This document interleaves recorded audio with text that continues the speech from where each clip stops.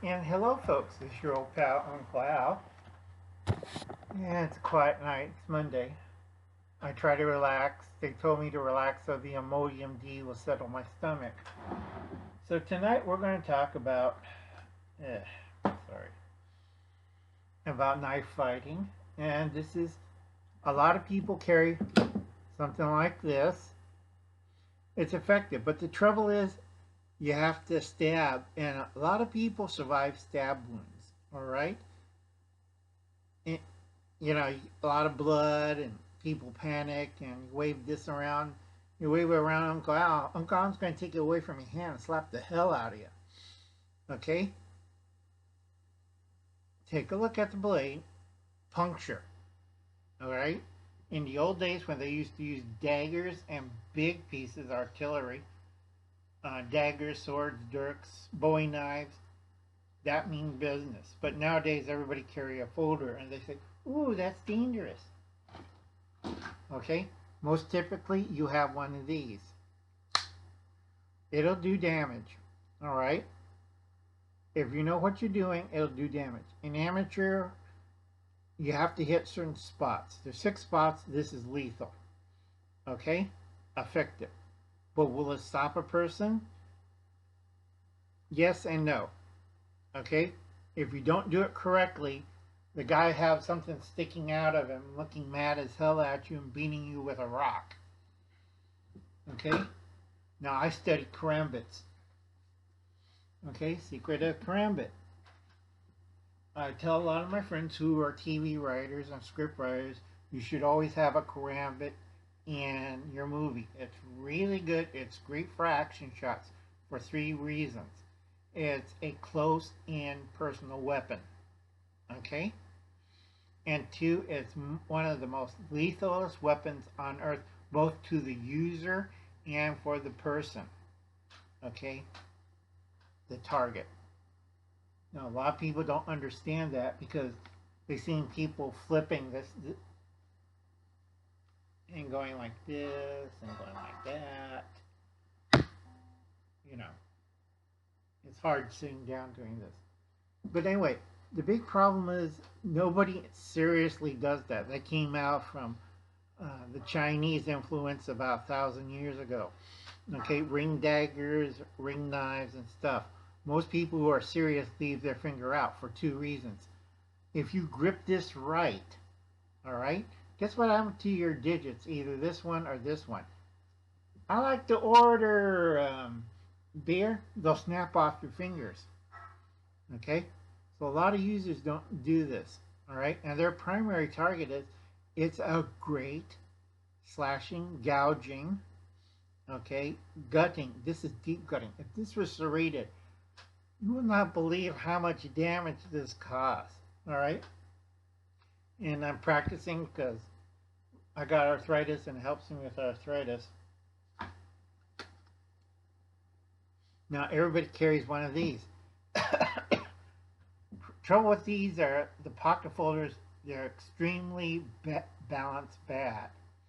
All right, great blade, but they're balanced bad. All right, this slow. Okay, affected targets, the eyes. You don't want to have something gouging out your eyeball and see your eyeball on tip of that, or just raking across. That does a lot of damage.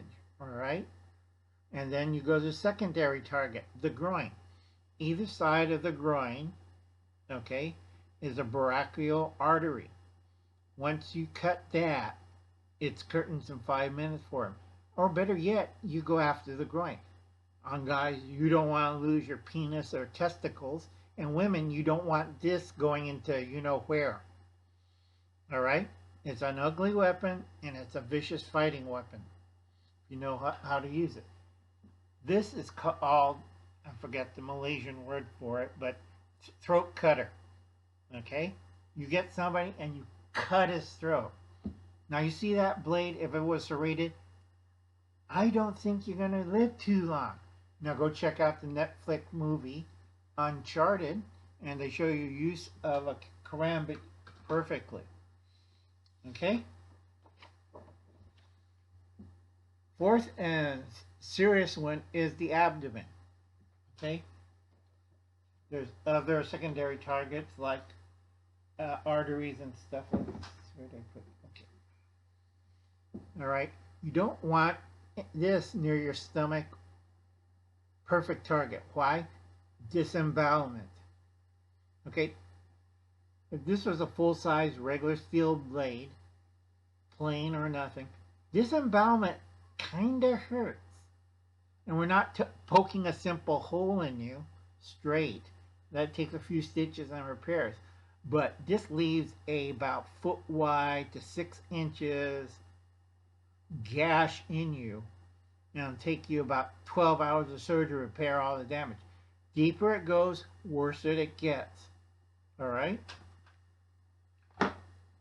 I do recommend reading books on the subject. All right? Throat cutting is very popular. All right? But if you want to really take somebody out of the action for the next 6 months, you disembowel them in the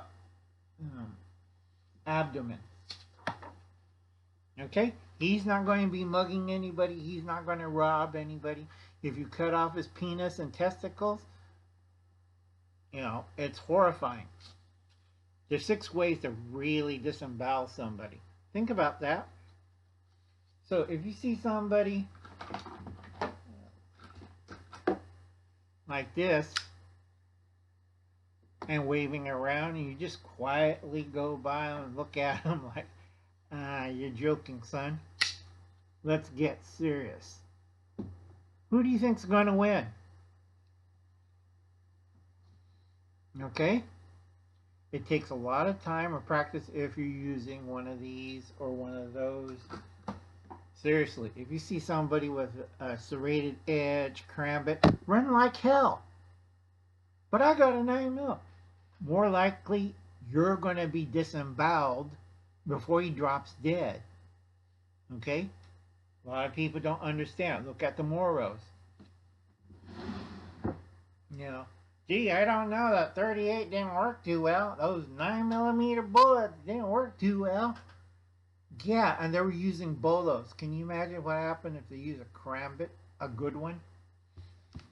You know, what happened to him? Oh, he fought somebody on drugs and carrying a karambit. Why is his voice so high? Okay? Oh, he lost something in the fight. But he stopped him. It took him 17 rounds, and he lost his testicles and his penis. They don't make bulletproof underwear or stab-resistant underwear. So think carefully about it. Okay? Eyes, groin, neck, abdomen. Effective targets. Okay? I tell a lot of people, that's why Uncle Alan always carries 10mm, not the automatic pistol. I prefer a revolver because I put plus P's or double plus P's, and I like it hot. So you get what the hell did it hit him? Or what happened to most of his brains? Okay? Remember, Uncle Alan used to shoot a 44. You know, catch you later. You have a nice day. Be nice to one another.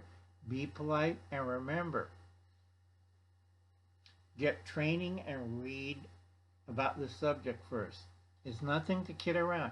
A lot of people are over-dependent on firearms, and they really seriously need to see a secondary method of self-defense, either hand-to-hand combat or with old-style weapons.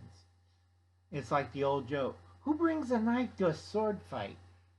Or who brings a knife to a gunfight? You know. I'll catch you later, folks. You have a nice day. Remember, long live the Republic. Do something nice. Help out a food bank.